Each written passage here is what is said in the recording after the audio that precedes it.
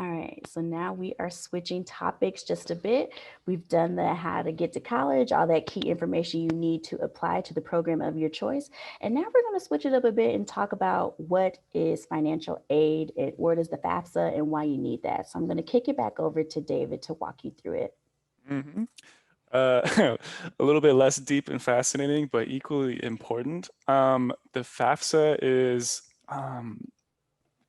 just to keep it simple, because you can get really complicated with the FAFSA, but it is the most important form to fill out to receive financial aid and help paying for college. FAFSA stands for the Free Application for Federal Student Aid. You can complete it starting at fafsa.ed.gov. There's also a mobile app, which is super nifty. It's called the My Student Aid app. So if you are inclined, you don't want to go on the internet, you just want to stick it on your phone, download the My Student Aid app, and it functions the exact same way. You can sign, submit it, input all your information through the app. So definitely recommend checking that out.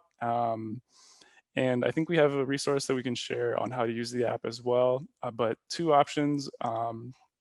Online, you can print it out, or three options really. You can print it out and sign it, or complete it through the app. For most students and families, if you have all your information together beforehand, it only takes around 40 minutes to an hour to complete. So not a huge time investment. It's free to fill out.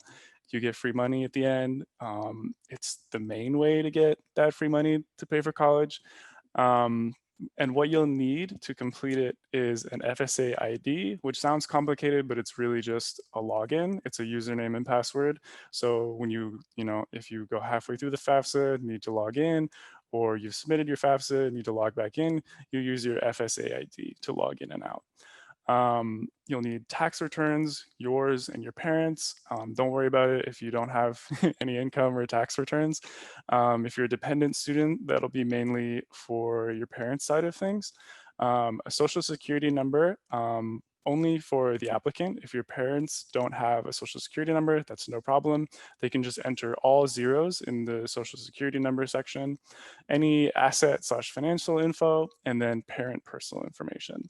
To really simplify it, what the FAFSA does is takes a snapshot of your and your families, if you're a dependent student, um, financial situation and level of financial need by taking a look at things like income from the prior year. They'll look at your 2 years ago tax return, um, and make sort of an assessment, and then feeds that to colleges, and then they create your financial aid package. If you are not a citizen of the US, don't worry at all. California has a great alternative to the FAFSA for DACA and undocumented students, or anyone with any sort of more complicated situation. The California Dream Act is exactly like the FAFSA, captures the same information. It's just for students who don't have a social security number. Same deadline, March 2nd. Remember, March 2nd, submit your FAFSA. It's also the deadline for all California financial aid. So your Cal grant, McAfee grant, every state scholarship in California is tied to that March 2nd deadline. Next slide. Cool, and just to keep it going, the California Dream Act, more on that. Like I mentioned, it's for undocumented and DACA protected students. You'll complete it at dream.csac.california.gov. Same deadline, and if it's complicated and you need help, just text us, text hello to 335577, and one of our advisors can walk you through the entire form.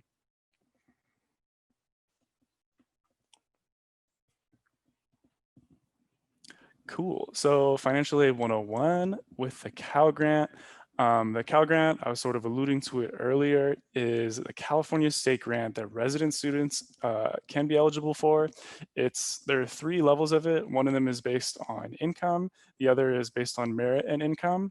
And in short, students can receive up to $12,570. It's a big grant from UC schools, and that's annually. So each year, $12,570 if you qualify for the maximum one. For context, yearly tuition at a UC school is $36,000 a year. So that is nearly half of your tuition off, and that's not counting student loans, grants, um, everything that you get federally from the FAFSA. So definitely think about the Cal grant, and it's worth up to $5,742 to $9,084 at other California independent colleges and CSUs, I believe. And it's super simple to apply for. You just need to complete your FAFSA or California Dream Act by March 2nd, and then submit your Cal Grant verified GPA, which sounds fancy, but it's really just your GPA. And at most public high schools, your counselor will do this automatically for you. If you're at a private school, and even if you are at a public high school, just make sure you talk to your counselor, say, hey, send my GPA in to the California Student Aid Commission, and then you'll be all set. If you're eligible and you've submitted everything, like you'll get your Cal Grant. Cool, like key definitions. So to keep it simple, the big ones, free money, grants, scholarships, these are awards that you do not need to pay back. You get them, accept them, and that your college is that much cheaper. So focus and definitely accept those. One thing to note is that when you get your financial aid package after being accepted to a college, you'll be able to accept or decline any type of financial aid you're offered. So if you're offered, X amount of student loans, you can decline those or accept them, and scholarships and grants too. There's no reason to decline them, but if you want to, like you're feeling bold, like go ahead, like you have the freedom is the bottom line.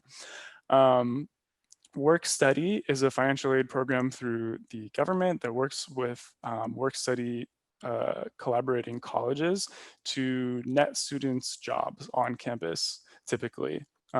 So you'll see there's a box on the FAFSA.